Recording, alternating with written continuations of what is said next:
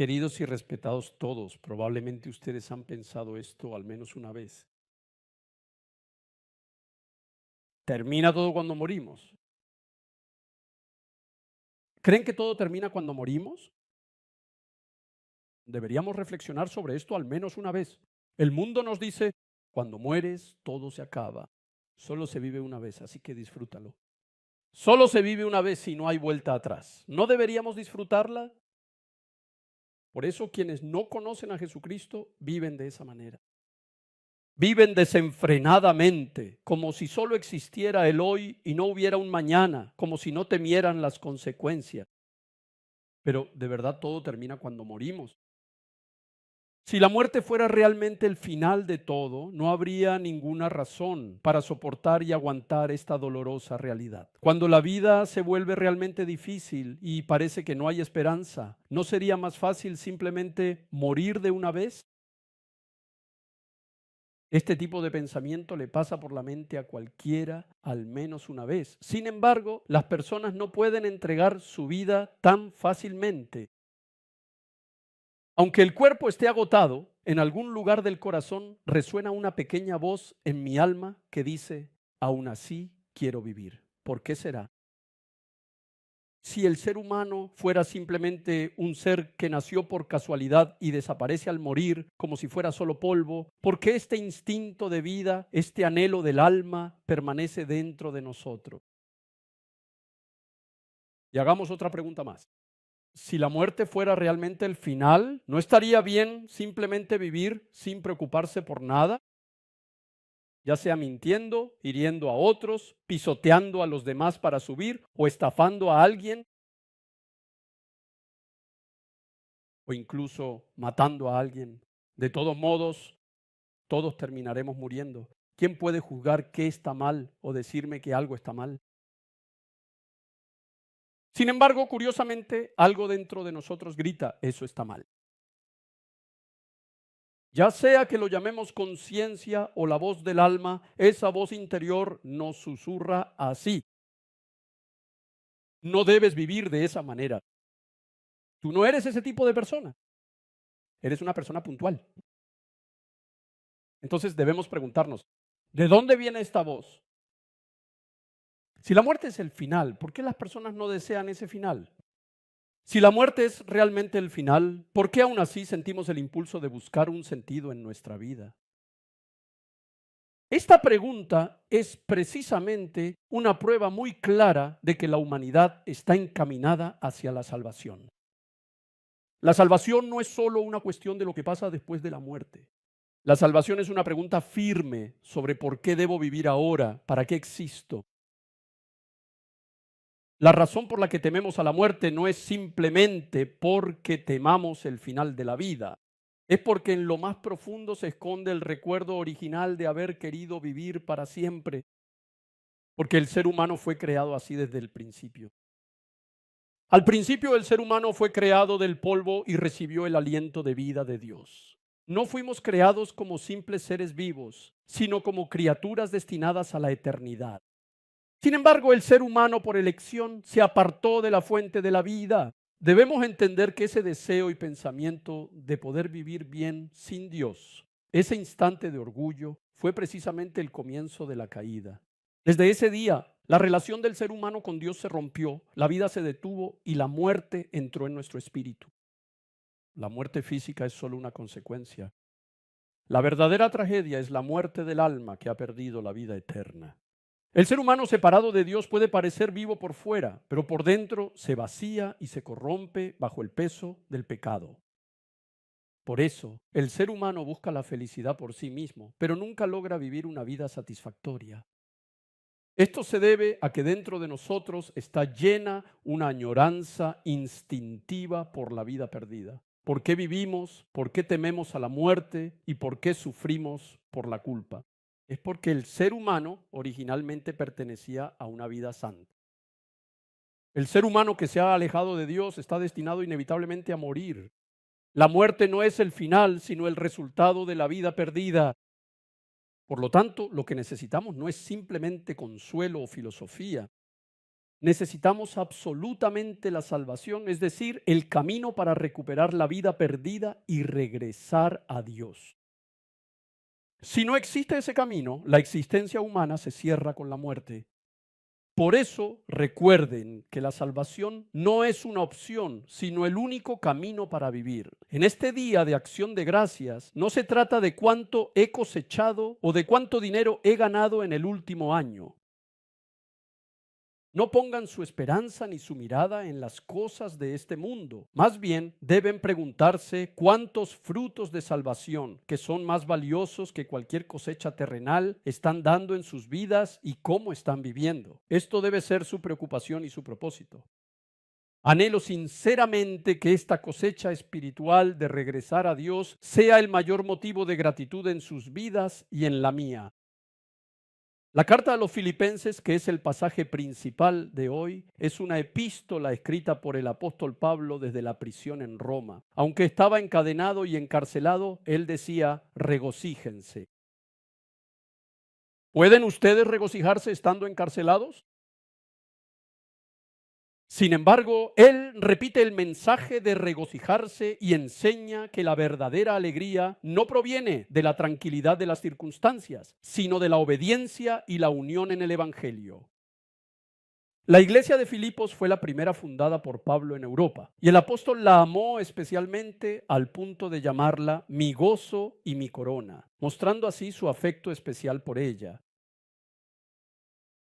Sin embargo, la iglesia estaba atravesando una doble crisis, persecución externa y desunión interna. Pablo, desde el lugar de desesperanza que era la prisión, les exhorta a que vuelvan a aferrarse al centro de la fe. El centro no está en las circunstancias, sino en una vida que permanece en el Evangelio, es decir, en la obediencia de Cristo. En Filipenses 2, 6 al 11, Pablo canta sobre la humildad y la obediencia de Jesucristo. Aun siendo en forma de Dios, Él se despojó a sí mismo, tomando la forma de siervo y obedeciendo hasta la muerte, logrando así la salvación de la humanidad. Y al final de la obediencia de Jesucristo, Dios lo exaltó hasta lo sumo, de modo que toda boca confiese que Jesucristo es el Señor y que por ese nombre se dé gloria a Dios Padre. Este pasaje no es solo la conclusión de una alabanza, sino que declara que la obediencia de Cristo es la base y modelo para la obediencia de los creyentes. Por eso Pablo, a continuación, utiliza la conjunción por lo tanto para conectar estrechamente la obediencia de Cristo con nuestra obediencia. Leemos juntos Filipenses capítulo 2, versículo 12, que es nuestro texto de hoy.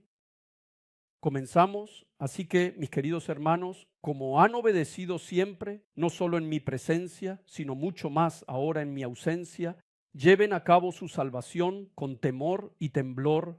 Amén.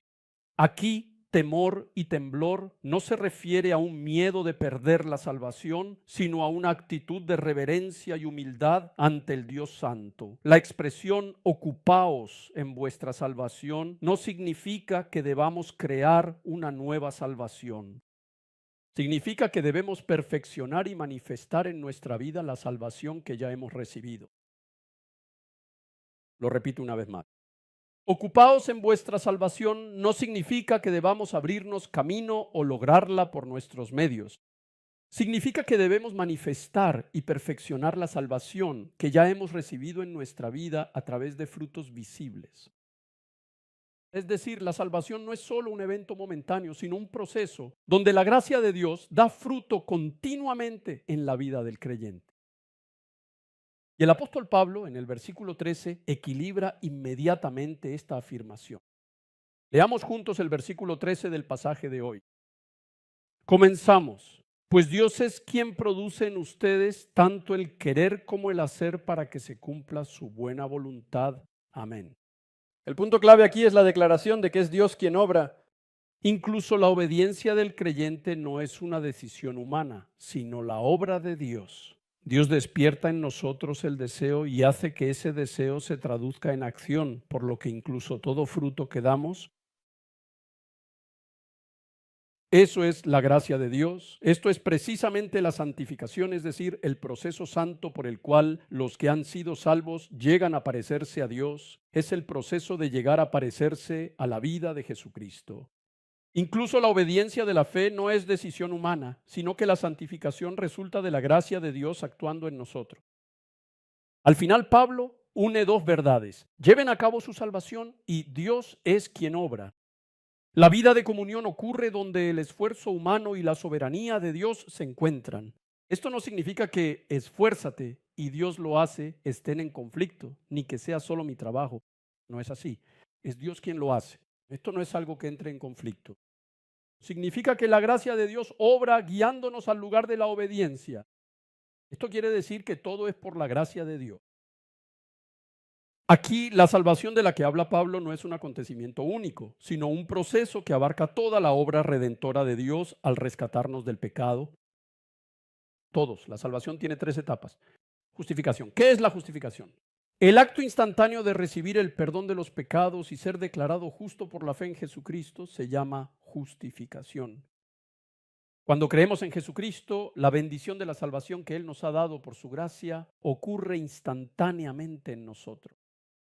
Santificación. Después de recibir la salvación, el Espíritu Santo obra en nosotros y vivimos dando fruto en nuestra vida a través del proceso de llegar a ser como Cristo. Las personas de fe que creen en Jesús no tienen fruto. No hay un proceso de santificación. Entonces, ¿es realmente una persona creyente? En tercer lugar, la glorificación es el estado de gloria que alcanzamos con la salvación completa cuando regrese el Señor. Por lo tanto, la frase ocupaos en vuestra salvación es una invitación para que aquellos que ya han sido salvos vivan el proceso de santificación, manifestando la vida de la salvación a través de su vida. Dios no detiene la obra de salvación que ha comenzado en nosotros, sino que a través del Espíritu Santo hace que la realidad de esa salvación crezca y dé fruto en nuestra vida. Ahora nos hacemos esta pregunta, entonces, ¿cómo obra realmente Dios en nosotros? ¿Cómo obra Dios en cada uno de ustedes? ¿Qué es lo que se convierte en la energía de la santificación? Esta pregunta no es simplemente una curiosidad teológica, sino una cuestión sobre cómo nuestra fe cambia y crece. La obra que Dios realiza en nosotros, la manera en que su gracia nos transforma, ese es precisamente el misterio que está en el centro del evangelio que Pablo proclama hoy. La respuesta se encuentra únicamente en una persona, Jesucristo. Cuando Pablo declara que quien obra en vosotros es Dios, ese Dios que obra es precisamente el que actúa a través de Cristo. La obra del Espíritu Santo nunca está separada de la obra de Cristo. Dios realiza la salvación a través de Cristo y completa la santificación también por medio de Cristo. Hebreos 12:2 lo expresa de la siguiente manera: pongamos la mirada en Jesús, el autor y consumador de la fe. Jesús es el principio de la salvación y al mismo tiempo su consumador. Debemos entender que hemos recibido la salvación no porque nuestra fe sea profunda, sino porque existió la perfecta obediencia de Jesucristo. Romanos 5:19 declara claramente esta verdad. ¿Leemos todos juntos una vez? Empecemos. Porque así como por la desobediencia de uno solo muchos fueron hechos pecadores, también por la obediencia de uno solo muchos serán hechos justos. Amén. Jesús obedeció la voluntad de Dios hasta el final. Esa obediencia cubrió nuestra desobediencia, cubrió nuestro pecado y su justicia se convirtió en nuestra justicia. Segundo de Corintios 5:21. Al que no cometió pecado alguno, por nosotros Dios lo trató como pecador para que en él recibiéramos la justicia de Dios. La cruz no es solo un acontecimiento de perdón de pecados, sino que es el evento en el que la justicia de Dios nos es imputada y nuestro viejo hombre muere juntamente con Cristo. Y debemos entender que la resurrección de Jesús no es solo una victoria sobre la muerte, sino el acontecimiento en el que una nueva vida comienza en nosotros.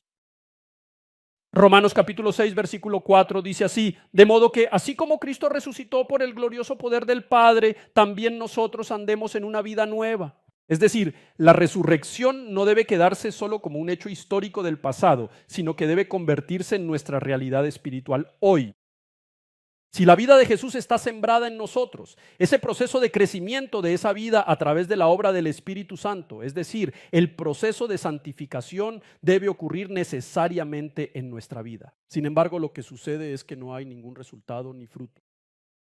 Si dices que crees en Jesús, pero vives de manera indiferente, sin siquiera querer saber qué significa el día de acción de gracias de la cosecha, y no surge ningún tipo de gratitud en tu interior, ¿puede llamarse esto realmente el proceso de santificación de alguien que cree en Jesús? Por eso Pablo confiesa así en la segunda carta a los Corintios, capítulo 3, versículo 18. Leamos todos juntos una vez. Comencemos. Así, todos nosotros, que con el rostro descubierto reflejamos como en un espejo la gloria del Señor, somos transformados a su semejanza con más y más gloria por la acción del Señor, que es el Espíritu. Aquí la palabra transformados significa un cambio que renueva la esencia desde el interior.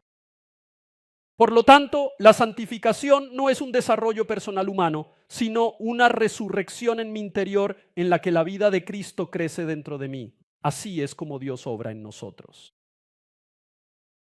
Él no solo nos ordena obedecer, sino que también nos ha dado la vida misma, esa vida que hace posible y real esa obediencia. Por eso nuestra obediencia no es un deber que debemos cumplir, sino el fruto maravilloso de la gracia divina que hemos recibido. Si he creído en Jesucristo y el Espíritu Santo ha venido a morar en mí, entonces seguir la palabra de Dios no es una obligación para nosotros. Debemos entender que no es un deber, sino el fruto de la gracia. La vida del creyente se edifica sobre esta obediencia de la gracia. Sabemos que Dios no solo es quien declara el inicio de la salvación, sino también quien la lleva a su cumplimiento. Y Pablo, convencido de esto, lo confiesa así a través de las Escrituras. Estoy convencido de esto. El que comenzó tan buena obra en ustedes la irá perfeccionando hasta el día de Cristo Jesús. Al final, debemos entender que nuestra salvación comienza con Jesús, se mantiene en Jesús y se completa en Jesús. Cuando Él dijo en la cruz, consumado es, esa declaración de cumplimiento no se limitó únicamente al perdón de los pecados. Esa palabra fue una promesa completa de salvación que abarca incluso la dirección de la santificación de los creyentes. Deseo alabar a Dios, quien nos justificó por medio de la cruz de Cristo, nos dio nueva vida mediante su resurrección y aún hoy produce en nosotros el fruto de esa salvación a través del Espíritu Santo. Espero que comprendan que la santificación no es un camino donde se acumula santidad, sino una travesía de gracia donde la vida de Cristo crece en nosotros. La salvación es el resultado del amor perfecto que Jesucristo cumplió en la cruz y es una vida dada por la gracia de Dios, no por las obras humanas. La salvación no es un acontecimiento que termina con una confesión momentánea, sino que es la obra de Dios que sigue actuando en mí ahora mismo. Y el fruto de la salvación que manifiesta la obra de Dios a través de mí aparece abundantemente en nuestra vida. Por lo tanto, la salvación es la vida de Dios que no termina con la muerte y es un camino de gracia que crece con arrepentimiento y obediencia en aquellos que creen en Jesús. ¿Está esto presente en ustedes? ¿Hay acaso alguien que diciendo que cree en Jesús se vuelve más obstinado, más malvado, solo piensa en sí mismo y presume ser el dueño de esta iglesia? ¿O acaso está viviendo una vida en la que los frutos de la santificación abundan mirando solo a Dios, quien usó a un pecador como yo, y en la que el proceso de santificación se manifiesta plenamente en su vida como frutos de fe en Dios? Si hemos comenzado la salvación creyendo en el nombre de Jesucristo, la santificación en nuestra vida es la evidencia de esa salvación. El corazón de Dios revelado en el mensaje de hoy es el profundo amor del Padre que no quiere perder ni una sola alma. Dios no es alguien que simplemente nos salva y termina ahí, sino que es un Dios de amor asombroso que sigue obrando en nosotros y perfeccionando esa salvación. El Padre desea fervientemente que nos arrepintamos, obedezcamos y lleguemos a ser como Jesucristo.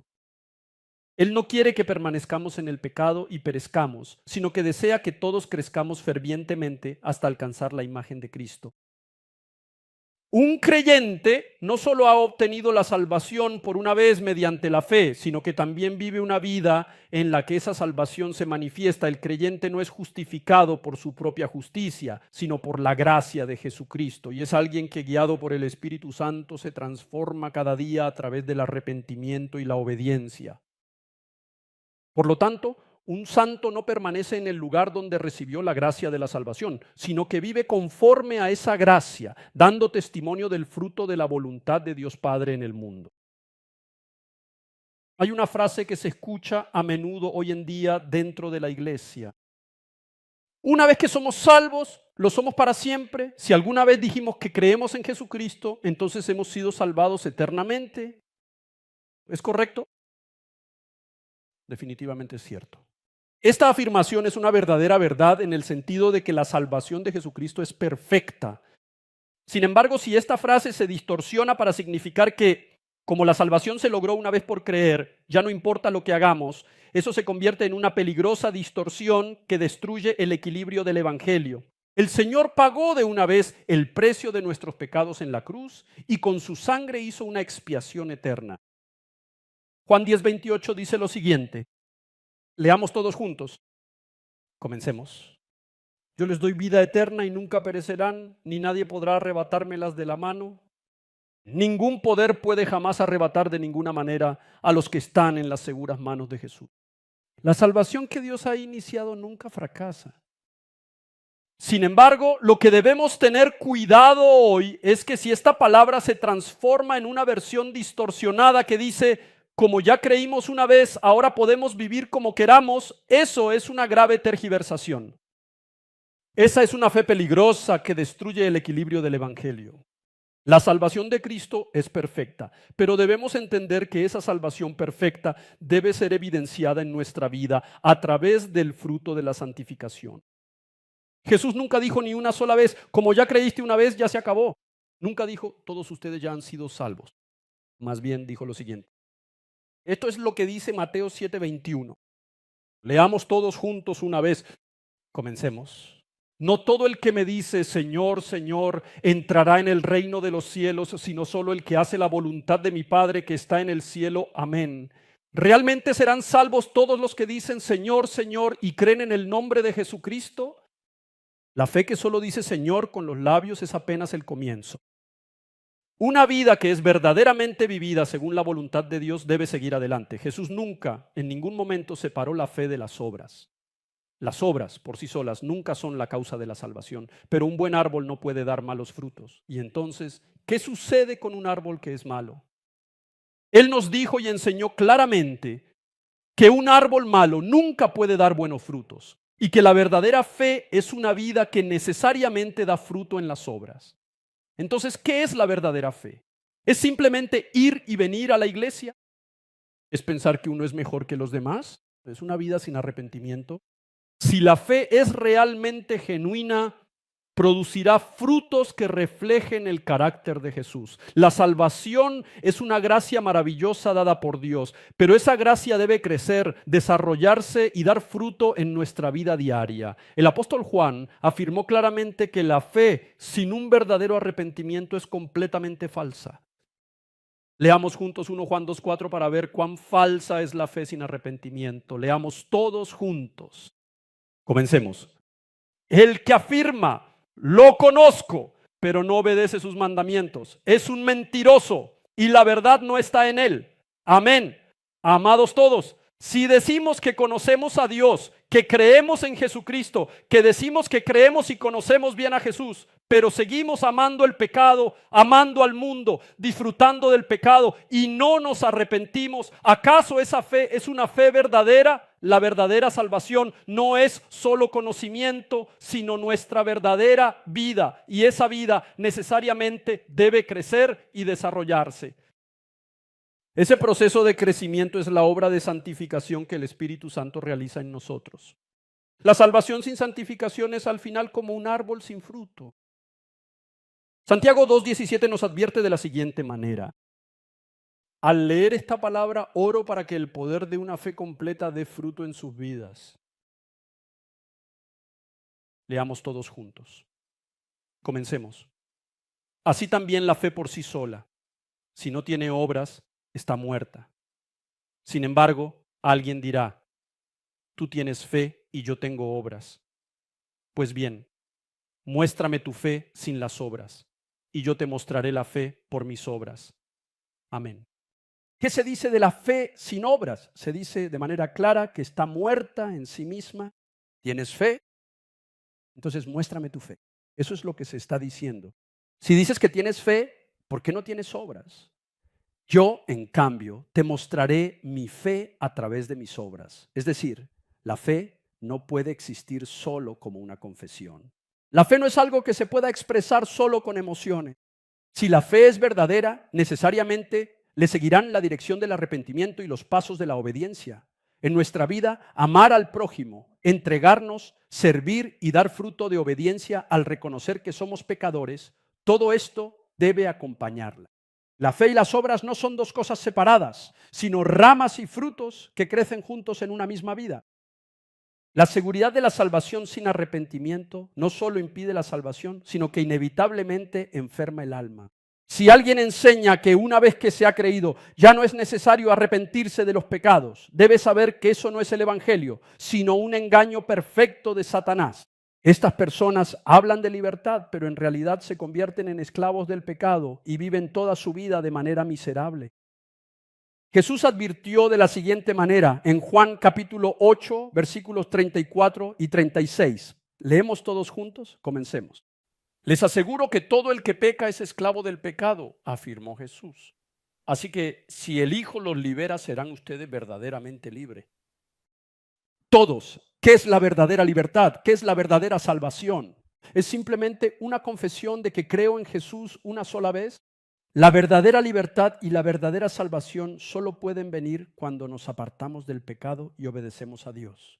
Quien vive en Cristo no teme realmente reconocer que es pecador, no teme verdaderamente arrepentirse, porque el arrepentimiento no es el comienzo del juicio, sino el inicio de la restauración, porque es el comienzo de la salvación, porque es el proceso de santificación en el que la salvación se va perfeccionando. Por eso, cuando nos arrepentimos, no podemos evitar sentirnos tan felices. La salvación no es un acontecimiento de un solo momento, sino un viaje de toda la vida. Jesús completó la salvación en la cruz de manera definitiva. La fe sin arrepentimiento y una creencia que no cambia distorsionan la esencia del Evangelio. La frase una vez salvo, salvo para siempre, es cierta en el sentido de que la salvación de Jesús es perfecta, pero es completamente falsa si se interpreta como que una vez que creíste puedes vivir de cualquier manera. Dios no terminó la salvación con una simple confesión momentánea. Fue Él quien perfeccionó esa salvación a través de su vida. Entonces Pablo confesó. Este es el versículo de Filipenses 1:6. Leámoslo juntos ahora. Comencemos.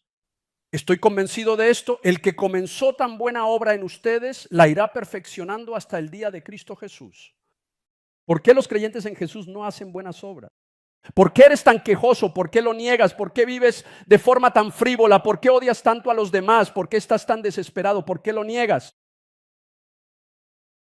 El que comenzó en vosotros la buena obra, el que os hizo proclamar que creéis en Jesucristo, la perfeccionará hasta el día de Cristo Jesús. De esto estamos convencidos. Así es. Hermanos, la salvación ciertamente la tenemos, pero esa salvación no es un simple juego de palabras de un momento, sino un proceso de vida en el que día a día nos vamos pareciendo más a Jesús.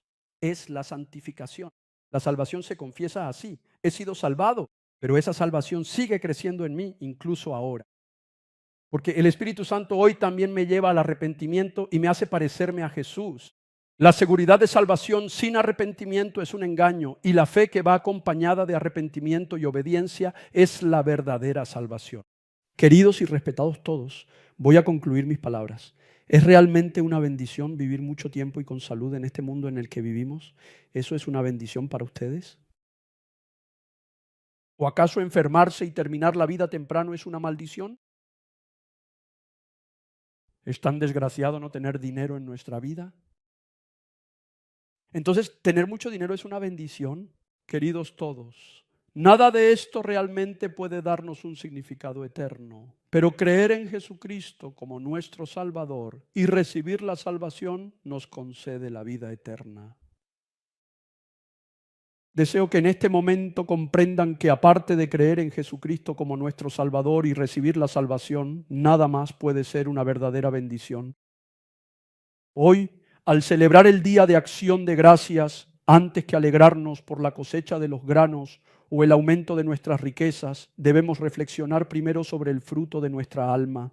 Aunque Dios nos ha rescatado del pecado y nos ha dado la salvación, deseo que miremos nuestros pecados de no haberle agradecido y de haber vivido olvidando su gracia. La verdadera gratitud no se encuentra en una abundante cosecha, sino que se realiza cuando damos gracias a Dios, quien salvó a las almas perdidas. Espero que durante esta semana recordemos una vez más la gracia de la salvación que hemos recibido y comprendamos que el centro de nuestra gratitud no está en lo que hemos recibido, sino en quien nos ha salvado.